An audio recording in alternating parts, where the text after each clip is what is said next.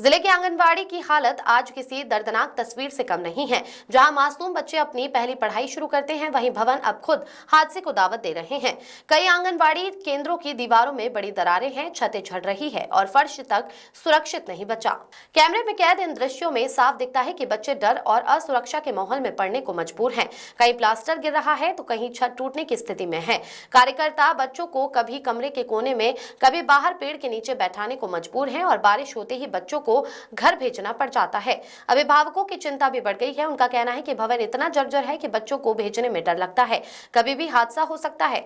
सबसे चिंताजनक बात यह है कि भवन मरम्मत के लिए फिलहाल कोई फंड स्वीकृत नहीं हुआ, यानी पूरा आंगनबाड़ी सिस्टम इस समय किस्मत के भरोसे चलता दिख रहा है। सरकार कुपोषण मिटाने और प्रारंभिक शिक्षा को मजबूत करने के दावे तो करती है, लेकिन जमीनी हकीकत यह है कि कई आंगनबाड़ियां दशकों से मरम्मत का इंतजार कर रही है।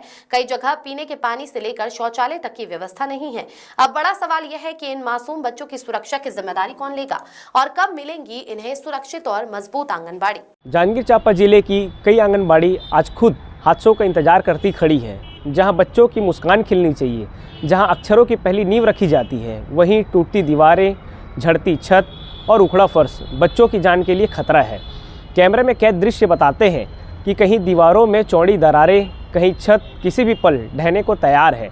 बारिश से आते ही कार्यकर्ता बच्चों को या तो घर भेज देती हैं या तो बाहर पेड़ के नीचे बैठाती हैं। कई भवनों में दरी तक नहीं, पानी नहीं, शौचालय जर्जर और सबसे बड़ा सच, सुरक्षा शून्य। जहां हमारी अधिकारियों से बात हुई, उन्होंने इसके लिए कहा कि मरम्मत के लिए हमारे पास फ़िलहाल कोई फ़ंड नहीं है। यानी मासूमों की ज़िंदगी, उनका भविष्य, उनकी शिक्षा सब किस्मत के भरोसे। सरकारें कागज़ों में पोषण और प्रारंभिक शिक्षा मजबूत करने की बात करती हैं, लेकिन ज़मीनी सच्चाई यह है कि आंगनबाड़ी केंद्र खुद अपनी ही दीवारों से असुरक्षित है।